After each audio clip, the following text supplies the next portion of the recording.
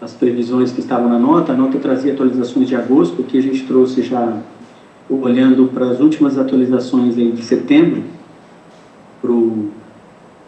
tanto para o comportamento dos fenômenos, né, El Niño, Laninha e neutralidade, e também para as projeções do INMET, né, FUNSEMI, relacionadas ao período de setembro, outubro, novembro. Então, a gente percebe que nesses próximos meses, né, a gente tem uma predominância do fenômeno Laninha, que também, assim, ele traz muita incerteza, especialmente para o Sudeste, não crava muito bem sobre chuvas acima ou abaixo da média, então ele permite essa incerteza em relação ao comportamento das chuvas, né? Mas aí, passando para essa atualização do INMET, né, vamos perceber ali que para quase todo o estado de São Paulo, a gente tem uma igual possibilidade tanto de queda na precipitação média, quanto de aumento, né, entre queda de 40% e aumento de 40%. E o que observamos também, pode passar, José, por favor, numa previsão até que nos foi divulgada ontem, né, a Defesa Civil ela tem um contrato com o Climatempos, Defesa Civil do Estado de São Paulo, e isso foi divulgado há pouco tempo, né, essa previsão para outubro. Então, entendendo que é bem possível, né, então está prevista uma precipitação acima da média, né, para outubro em especial. A gente está vendo aqui uma média de 105 para São Paulo e uma previsão de 155,7, bastante otimista. E para Campinas também eu destaquei aqui, a gente destaca uma previsão também de chuva acima da média, né, que aguardamos que possa ocorrer. Mas, de qualquer forma, então estamos acompanhando de maneira sistemática o processo e fazendo novas projeções, né? Pode passar, por favor, José Alto. Com algumas perspectivas já para o período 22, 26, 25, 26, desculpe. Eu vou até passar aqui inicialmente para o Itamar, comentar, Itamar, as questões em estudo aqui pela Arcesp. Claro. Vamos lá, então. Então, o que nós temos? Porque, como vocês observaram, né, as afluências de 2021 estão indicando muito bem o cenário atual, né, então elas têm sido utilizadas como parâmetros para as nossas ações, né? E se vocês observando o gráfico que a SP Águas nos apresentou, serve que se nós utilizarmos a afluência de 2021, lá em setembro de 26, nós estamos abaixo de 30%, né? E o objetivo é elevado. Muito bom. O que nós conseguimos com a aplicação de GDN 8 horas? Lembre-se que eu disse para vocês que o nosso objetivo era conseguir uma economia de 4 metros cúbicos por segundo, né? Salvo melhor juízo, André, você me corrija se o meu número estiver equivocado. Nesse período de avaliação, nós observamos uma economia de 4,6 metros cúbicos por segundo. Então, o objetivo da GDN foi atingido. Nós conseguimos chegar, aquilo que se pretendia foi atingido. Mas, no mesmo período, nós tivemos uma queda da afluência, que não estava nas projeções, e tivemos também a necessidade por outorga, né, André, de ampliar a vazão para a bacia do PCJ para manter os 10 metros cúbicos de vazão, os 10 metros cúbicos por segundo de vazão em Valinhos, né? Então, teve todo esse jogo que, quando nós observamos o depressionamento do manancial, parece que não aconteceu nada, né? Porque os 4 que foram economizados na saída acabaram não entrando também por essas mudanças que eu comentei. Então, parece que não teve efeito, mas, na verdade, teve um efeito bem significativo. A situação era para ser pior se não fosse pela GDN, né? Bom, as novas projeções, como vocês observaram, não são suficientes, né? ainda não é suficiente. E aí, o que está em estudo atualmente, né? a ampliação da GDN para 10 horas, em vez de 8, 10 horas, e uma redução de pressão diurna no ponto crítico. Sempre bom colocar isso, por ponto crítico, só para contextualizar, às vezes não é comum para todos. Nós entendemos como ponto crítico a área ou a unidade usuária dentro de um determinado setor de abastecimento que fica no ponto mais alto ou mais distante. Então, é sempre aquele ponto que, quando a Sabesp fecha o registro, é o primeiro a faltar água, e quando retorna o abastecimento é o último a receber, né? Esse é o ponto crítico. Então, nesse ponto crítico, nós estamos estudando que durante todo o dia ele possa ficar com 3,2 MCA. Obviamente, se no ponto crítico tem 3,2 ele é o ponto mais alto, tudo que está abaixo, as pressões vão aumentando de acordo com a diferença altimétrica, né?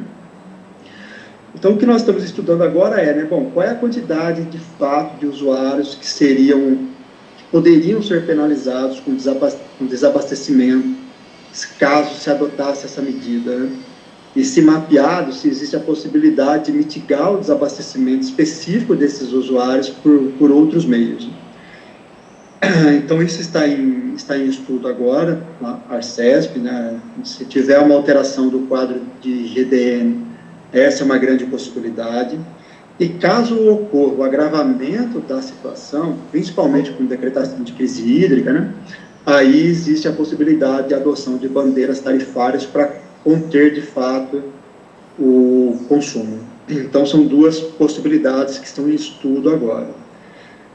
E aí tem algumas obras também, aqui recuperando agora aquilo que eu comentei com vocês num dos slides anteriores, da necessidade do prestador apresentar um plano que garantisse 4,23 metros cúbicos por segundo adicionais aos alcançados pela GDN. Então, o que nós temos, assim, aqui pensando no curtíssimo prazo, tá? Existe a possibilidade de aumento de cota. Na verdade, não é mais uma possibilidade, já foi autorizado esse aumento de cota. Então, já conseguiu o aumento de cota de 24 hectômetros cúbicos ainda para 2025, que a Sabesp pode transpor do Jaguari para o Atibainha, né? Então, da bacia do Paraíba do Sul, né?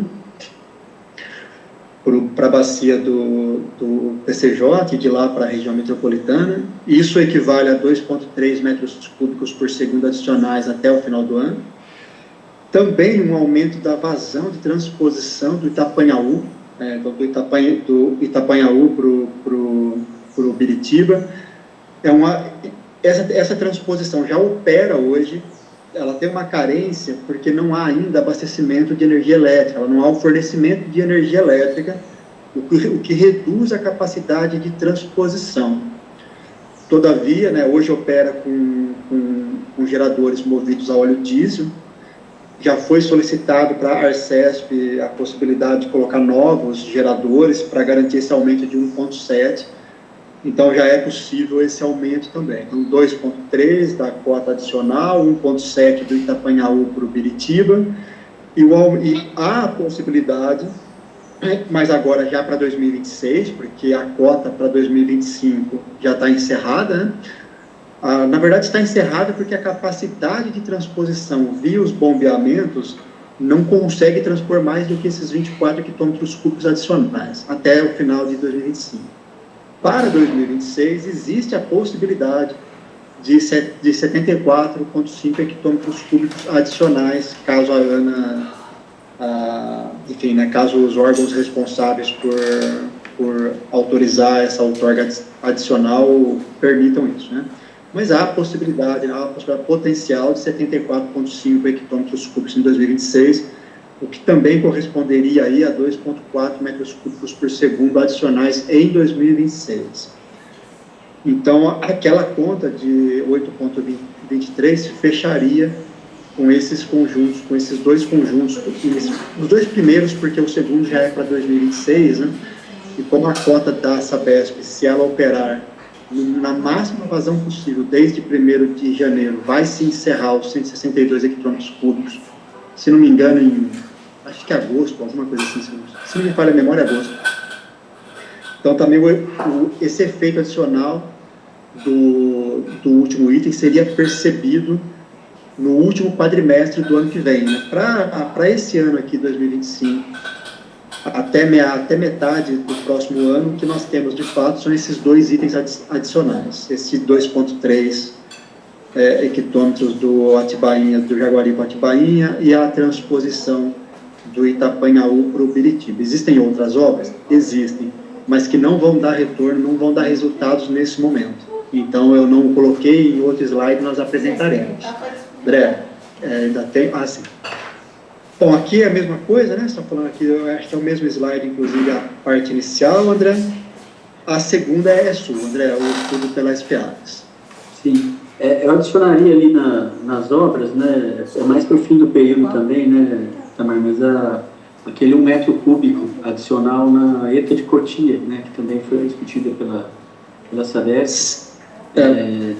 E eles... poderia ser isso lá em setembro de 26, né? Muito bem lembrado, André. Assim, só para compartilhar com todos, esse aumento da captação da Itacotia está previsto em 2 etapas.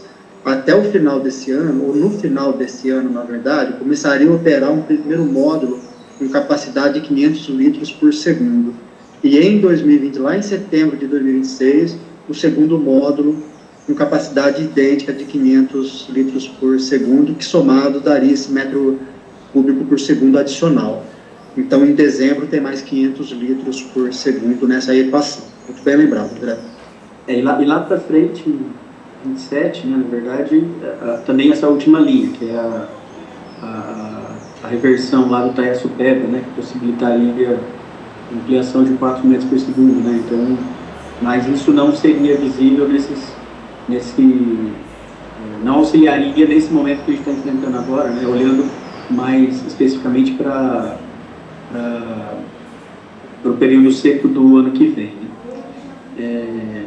O que a gente está também avaliando aqui, então, olhando para a SPAGs, né, também olhando para o protocolo de escassez, né, então, havendo a possibilidade, estudando a possibilidade da emissão da declaração de escassez hídrica, né, que é uma atribuição colocada até na própria legislação de saneamento, enfim, de recursos hídricos, em especial na relação entre legislação de saneamento e recursos hídricos, a partir de uma declaração de escassez hídrica, é possível haver discussão sobre medidas tarifárias, né, tímidas, e em relação ao próprio protocolo de escassez, são propostas ações para os estágios críticos de emergência relacionadas à gestão de outorgas, enfim. Então, está em estudo aqui a declaração de escassez, uma vez que a gente se aproxima a queda de 30% aí dos reservatórios. E aí eu avançaria, então, em projeções que já hoje nos mostram, né, a possibilidade dos resultados combinados, então, considerando a afluência de 2021, que é uma afluência bastante restritiva, né, ela demonstra aqui um conjunto, então, de GDN, da GDN atual, que estaria hoje resultando numa economia de 4,2 metros cúbicos, né?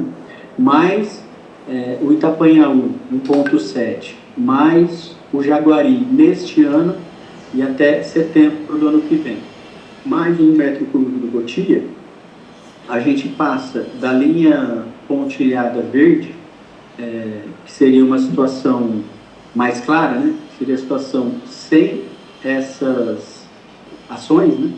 Para a linha pontilhada escura, então permitindo aí que a gente chegasse, que a gente chegue, né, em setembro de 26, acima desses 30%, né, que foram comentados como uma meta que a gente estipulou aqui. O próximo slide já apresenta o acompanhamento dessas projeções pós a emissão da deliberação do Arcesp sobre a GDN, né?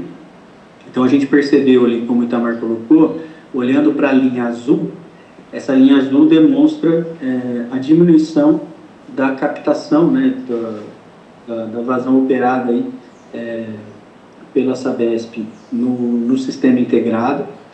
Porém, como foi muito bem comentado, né, a gente percebe, quando começou a GDN aqui ali em 27 de agosto, quando essa curva amarela sobe, quer dizer que a gente tem uma queda na velocidade de deflacionamento do sistema. Então, a gente teve uns resultados interessantes nos primeiros dias, né? Mas, com a queda de afluência, né, para os reservatórios, esse ganho foi se dissipando, né? E a gente chegou aqui numa velocidade próxima ao resultado, enfim, que já estava sendo observado no deflacionamento dos reservatórios anteriormente. Algo também, pode passar a próxima, por favor, que ajudou, enfim, para essa situação, também foi a necessidade de atendimento à própria regra da outorga do Cantareira, né, do atendimento de descargas adicionais para atender a regra de manutenção de 10 metros cúbicos por segundo no posto de controle de Valinhos, né, para garantir o abastecimento também do PCJ. Próxima, por favor. E aqui a gente vê, por fim, né, olhando para esse regime diferenciado de abastecimento proposto, né, mencionado pelo Itamar, que está em estudo, né, que também seria possível, juntando, então, unindo as outras estratégias, né, tanto de obras quanto esse aumento de VDM, a gente verificaria lá em 2026, né, em setembro, algo próximo a 34%, 35% no sistema integrado, né? Então, a gente veria, nesse cenário, alguns ganhos iniciais aqui nos primeiros meses, né, que não permitiriam que o sistema chegasse a 20%, e aí, a partir de janeiro, essas ações ganhariam mais impulso, né, e elevariam aí o nível do sistema pelo menos a 50%. Tudo isso considerando que afluências da ordem do que ocorreu em 2021, que foi um ano extremamente seco, né? As nossas afluências atuais, como a gente comentou, até agosto estão trazendo, e início de setembro, estão muito aderentes com o que foi observado em 21. O que a gente trouxe aqui também é que há essa perspectiva, né? Então, daí o nosso acompanhamento sistemático da situação, há essa perspectiva de eventuais precipitações acima da média em outubro, que ajudariam bastante a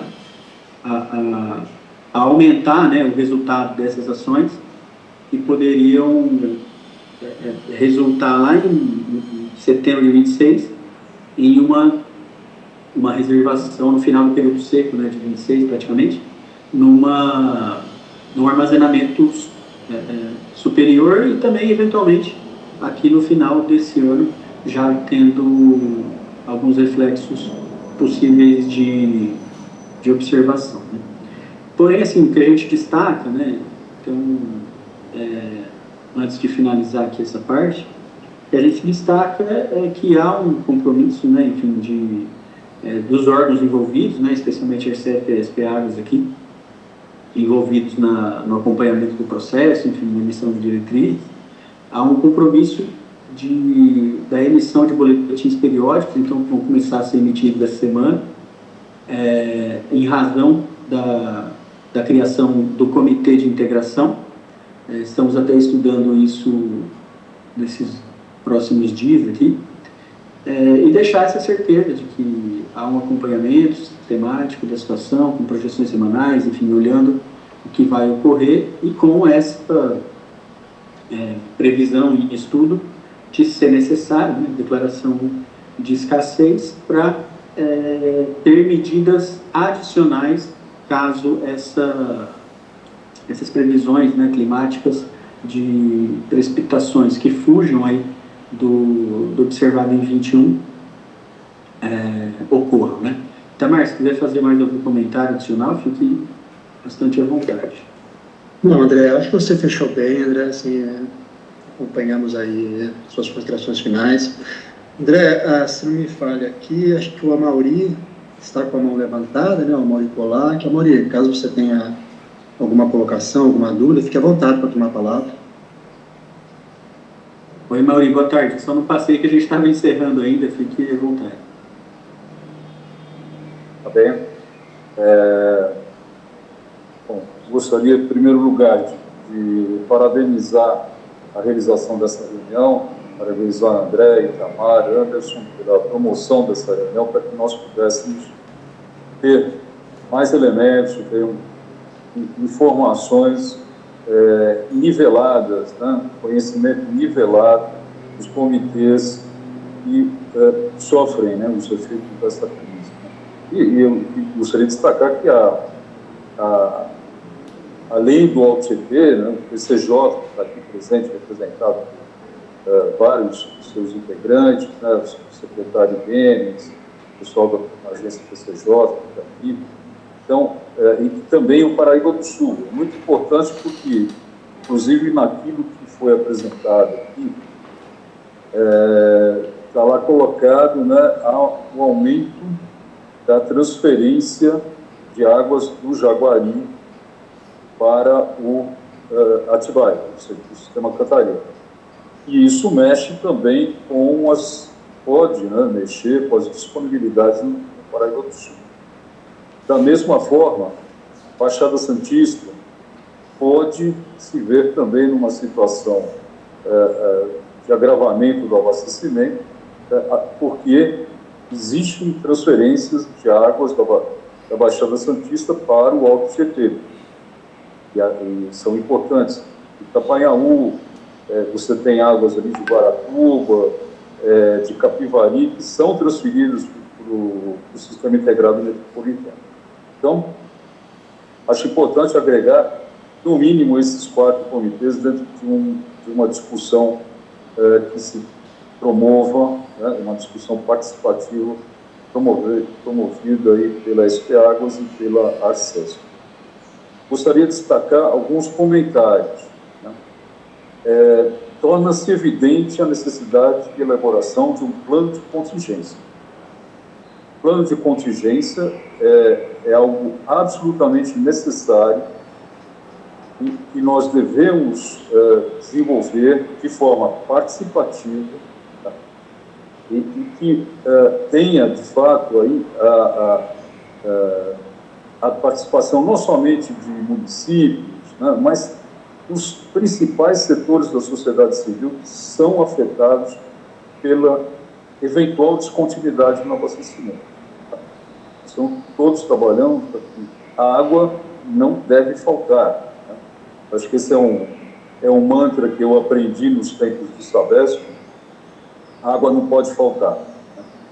Então, nós aqui trabalhamos para que isso seja, de fato, obedecido, esse mantra, né, da água não pode faltar. Mas, na eventualidade de não haver mais a disponibilidade para todos, o plano de contingência é absolutamente necessário. E isso envolvendo não só os setores produtivos, de indústria, serviços, agricultura, né? Temos uma pequena parte, né, no Alto Tietê, mas já uma parte um pouco mais significativa no PCJ, né? Dedicada à demanda dedicada à agricultura, mas também aqueles sujeitos que mais sofrem com esses impactos, que são as favelas e as comunidades urbanas. Então, é preciso haver representação dos comitês, a gente agregar todos os atores numa discussão sobre um plano de contingência abrangente. Eu queria destacar, para finalizar, alguns alertas. Né? A crise de 14 e 15 trouxe enormes lições. Tá? Foi comentada aqui a condição de se aplicar um regime de tarifário, né, diferenciado para se trazer uma poupança de água para o sistema como um todo. Importante destacar que na crise de 14, 15, isso está comprovado nos relatórios que fizeram análise posterior dos resultados, né, de todas as ações que foram tomadas, aquela que talvez tenha trazido mais efeitos positivos foi a concessão de um bônus por redução do consumo. Se não me falha a memória, era algo que, se o consumidor reduzisse em 20% o seu consumo médio nos últimos 12 meses, ele ganhava um bônus de 30% na conta. Houve uma adesão extraordinária da população a esse bônus. Quase 80% dos consumidores residenciais tinham acesso a esse bônus porque, de fato, economizaram o consumo de água nos seus domicílios, no seu comércio. Por outro lado, existia um grupo que ainda aumentava o consumo. Somente depois que esse grupo persistia no aumento de consumo é que foi adotada uma tarifa, digamos, de um ônus, né, para esse grupo, ou seja, uma tarifa que o penalizava em 30% em condição de consumo superior à média dos últimos 12 meses. Então, eu creio que uma medida que traz efeitos, e até melhores do que o GDN, como foi colocado, né, a gestão de demanda noturna, é concessão de um bônus por economia, antes de qualquer coisa. Porque isso traz um efeito extremamente positivo de conscientização da população, e que isso, inclusive, a Arcesp tem esses números. O consumo médio por domicílio ficou abaixo, né, de 13 metros cúbicos por domicílio até 2021, 2022, se não me engano. Isso foi muito em função da redução do consumo e da modificação dos hábitos internos, dos hábitos de cada um dos moradores da região metropolitana de São Paulo. Isso depois se estendeu também para outras regiões do estado. Então, é importante destacar isso. Por fim, né, fazer um alerta, né? Tamar, quando a gente fala do ponto crítico, aí é experiência de quem operou durante 30 anos sistemas de abastecimento. Tá? Você fala de deixar o ponto crítico com 0,1. Isso significa que vai faltar água direto, né, para quem está lá no alto do morro. Significa que esse contingente que está no ponto mais desfavorável de cada setor de abastecimento não vai receber água. Talvez não receba água durante o dia inteiro.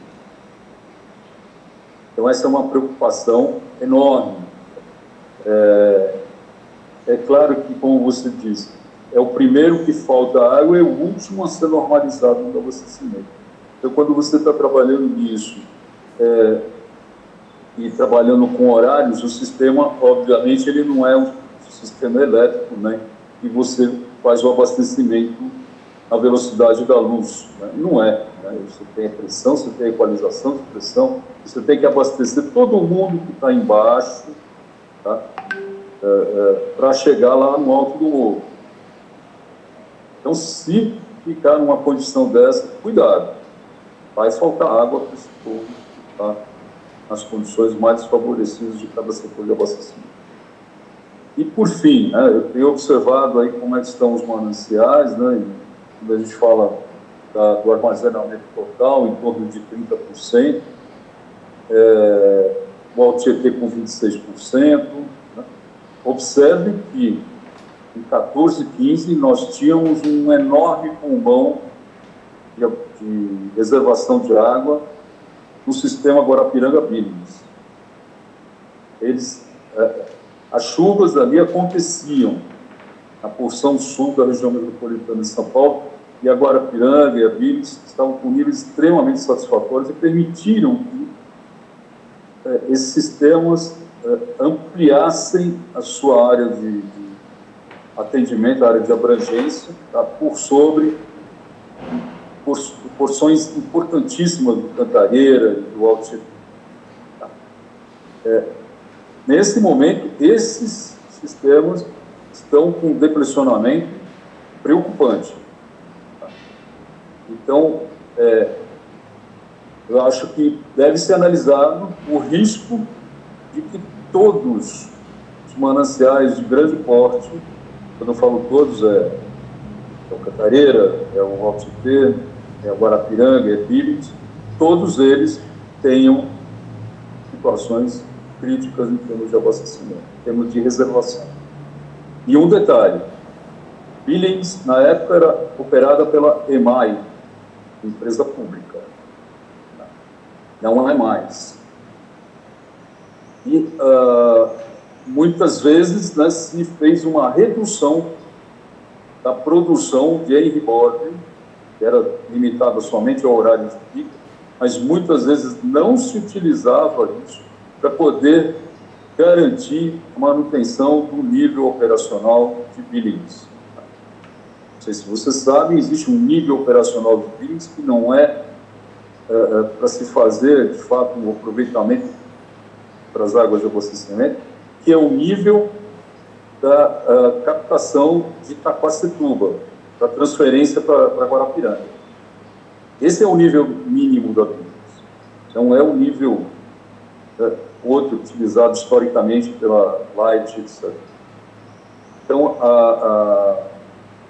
esse é um problema que é um múltiplo uso, múltiplos de um reservatório da Billings, talvez tenha que ser colocado também nesse campo de jogo. E é isso, agradeço aí a oportunidade pela fala. Aí gostaria de saber o seguinte, essa apresentação vai ser disponibilizada aos comitês? Eu acho que é importante até para a gente poder ter isso como transparência também. Tá? Muito obrigado. Nós que agradecemos, Mauri. Quanto à apresentação, a gente está programando a emissão de um boletim ainda essa semana com essas informações. Então, muito provavelmente vai ser publicizado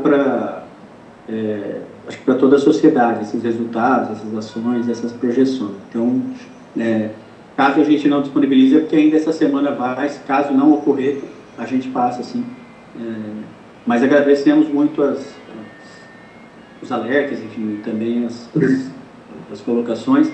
Eu vou só fazer um comentário em relação, até porque o Roberto levantou a mão, Roberto, já te passo, em relação a essa discussão de uma cota adicional do Paraíba do Sul para o ano que vem. Se a gente olhar, por exemplo, do começo do ano até setembro, uma retirada de 7,6, a gente vai chegar em algo como 177 hectômetros, né? E a cota no